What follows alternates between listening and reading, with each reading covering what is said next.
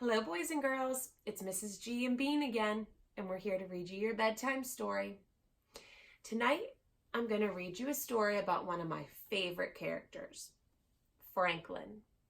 And Franklin goes to school. Let's see how Franklin does.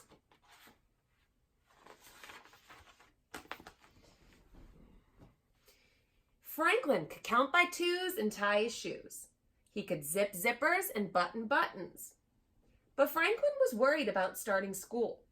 And that was a problem because Franklin was going to school for the very first time. That's a lot like my students. Whenever they come into kindergarten, a lot of times it's their first time in a school, so it could be pretty exciting but also scary. Franklin woke up with the sun.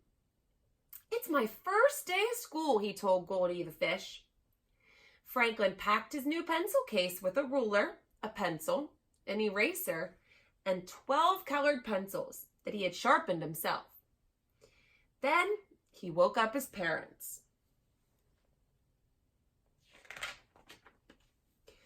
"Hurry," he said to his parents. "I cannot be late for school."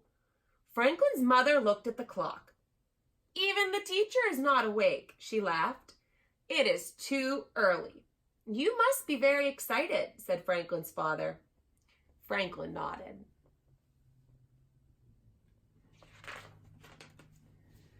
It was so early that there was time to make a big breakfast. "You'll need a full tummy to work at school," said Franklin's father. Franklin was not hungry. "I already have a full tummy," he said. "And it feels like it's full of jumping frogs." Franklin's mother gave him a hug. "I felt that way on my first day of school, but the funny feeling went away." Franklin ate a little. He double-checked his book bag, and finally it was time to go to school. Halfway to the bus stop, Franklin clutched his tummy. "I don't want to go," he said. Franklin's father gave him a hug. "That's how I felt when I started school," he said. "Look, all your friends are waiting for the bus."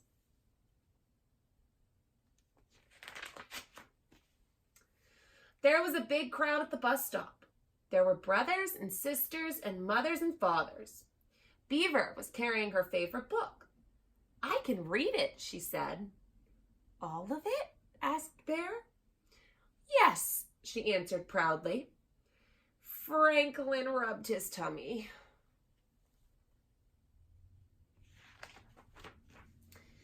Rabbit pulled out his brand new notebook.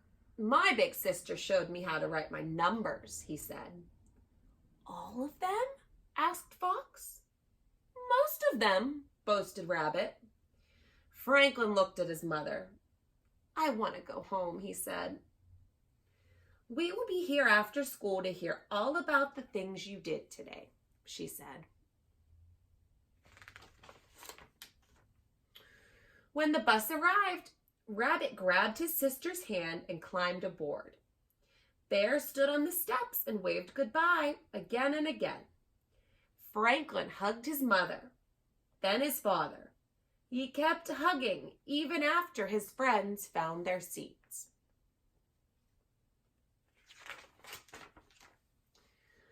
As the bus pulled away, Franklin looked out the window. He didn't know if he was ready for school. "Do you think the teacher will yell?" wondered Rabbit, who jumped at loud noises. "Do you think there's a bathroom at school?" asked Beaver, fidgeting in her seat. "I hope somebody has an extra snack," said Bear, who had already eaten his. Franklin did not say anything. The bus ride seemed very, very long.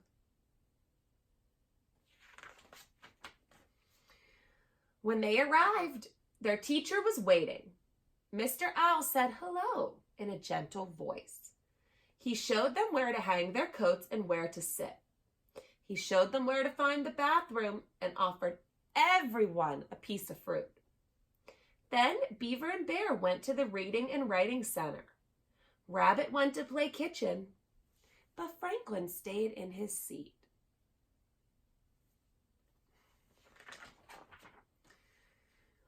"What would you like to do today, Franklin?" asked Mr. Owl. "I don't know," said Franklin, rubbing his tummy. "I cannot write all my numbers like Rabbit can. I cannot read like Beaver can." "Rabbit and Beaver will learn new things at school, and so will you." Franklin started to doodle. "I can see that you're a very good artist," said the teacher.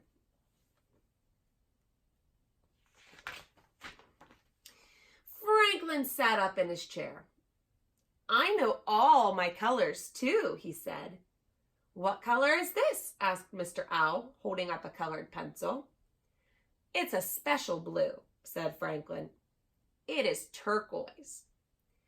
"Now you have taught me something," said Mr. Owl. "Is there something special you would like to learn?"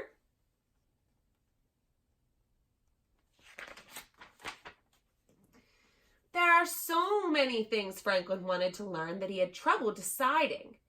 Finally, he asked Mr. Owl to help him read his favorite book. Franklin made a building out of blocks, and he sorted the money in the classroom store and painted 4 pictures.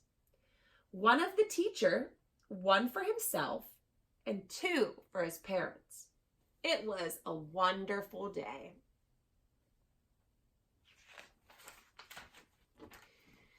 Franklin sat at the back of the bus all the way home. He bumped up and down. He was so busy having fun that he almost forgot to get off at a stop. His parents were waiting. "How's your tummy?" they asked. Franklin looked puzzled. It had been such a good day that he had forgotten all about his jumpy tummy. "My tummy is empty," he said. "That's a feeling that will go away too," said Franklin's father. "I made this for you," said Franklin's mother. She gave Franklin his favorite snack, fly pie. "And I made this for you," said Franklin. And he gave his parents 2 pictures and 2 big hugs. The end. Have a great night.